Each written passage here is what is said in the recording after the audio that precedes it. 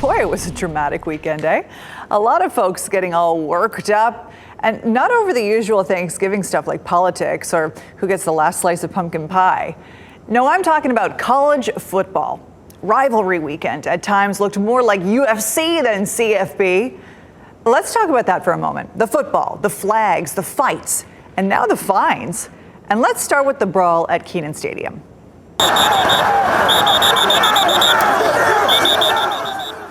No matter how you slice it, this was not a good look. And it all happened because NC State tried to plant its flag on UNC's logo after beating the Tar Heels 35-30. Today, both teams were fined at least $25,000.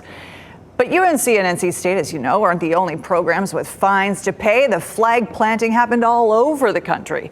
South Carolina and Clemson got into a shoving match after the Gamecocks planted a flag. Florida and Florida State got into it when the Gators planted their flag. Michigan versus Ohio State, that one got ugly after the final whistle when the Wolverines tried to plant the flag in the middle of the Big O. Both teams now face $100,000 fines for that. And after Arizona versus Arizona State, one player ran to midfield, did a reenactment of all of us claiming that last slice of pumpkin pie, planting not a flag, but yeah, do you see that there? A pitchfork to be exact. You know what this reminded us of? Maybe you thought of it too. Cowboys versus 49ers in the year 2000. Terrell Owens, Emmitt Smith, and George Teague.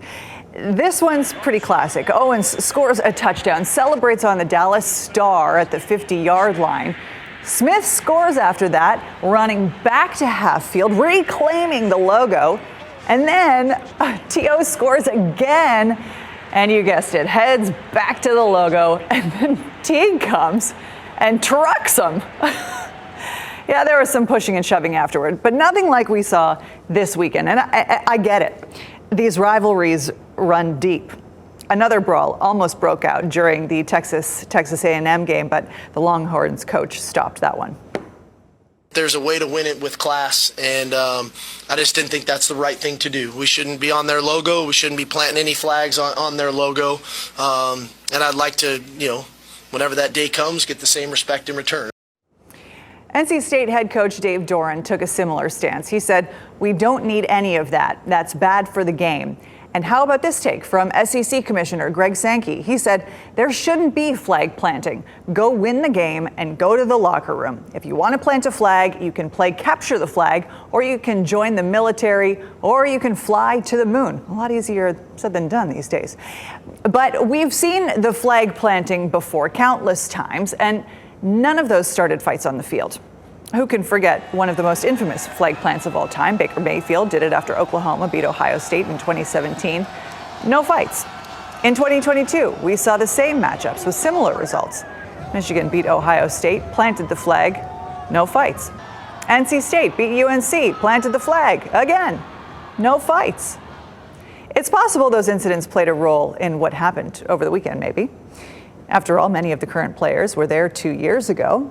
They lost to their rivals then lost again a year later, and then lost a third time this past weekend. Watching their bitter rival plant a flag in the logo, ooh, that adds salt to the wound.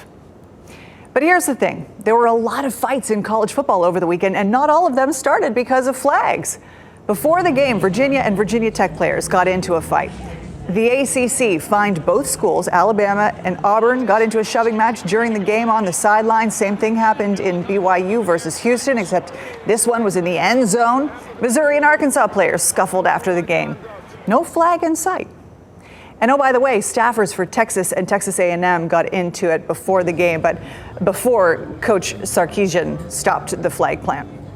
So we think about all of that. All of those happened in the same weekend. So I guess the question is the problem flag planting, or is it fighting, or is it something deeper? But like I said, these rivalries run deep. Consider this matchup between Ohio State and Michigan. We're going to go back in time now to 1973.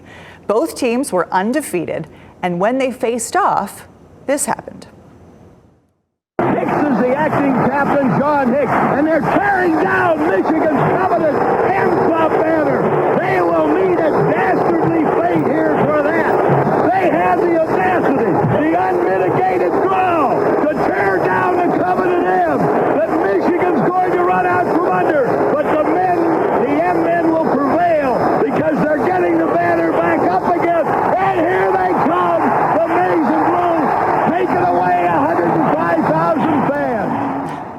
Don't you love that announcer there? That game ended in a 10-10 tie. Yeah, ties used to be a thing in college football. But did you notice that after all of the commotion at the beginning, nobody fought? Maybe we can learn something from those bitter rivals 50 years ago. Flag planting is a zero-sum game. The passions in college football, of course, they run hot and sometimes they boil over, and people find the unmitigated gall to say and do things that their rivals find disrespectful, and sometimes those rivals do something similar in return. I'm not condoning any of it. Plant your flag wherever you want on this issue. But whatever your opinion, can we all agree? Let's keep it clean. Earlier today, we asked you for your opinion on this. Should flag planting be banned? You know, this has really changed over the course of the last 3 hours. A lot of people, like 80% 3 hours ago, were saying yes. That's now dropped to 55% saying yes, 45% are saying no. I want to know who these people root for on College game day. I'd love to know how many of these are UNC and NC State fans. Keep telling us what you think. You've got that QR code on the screen. You can weigh in here. We'd love to see your results.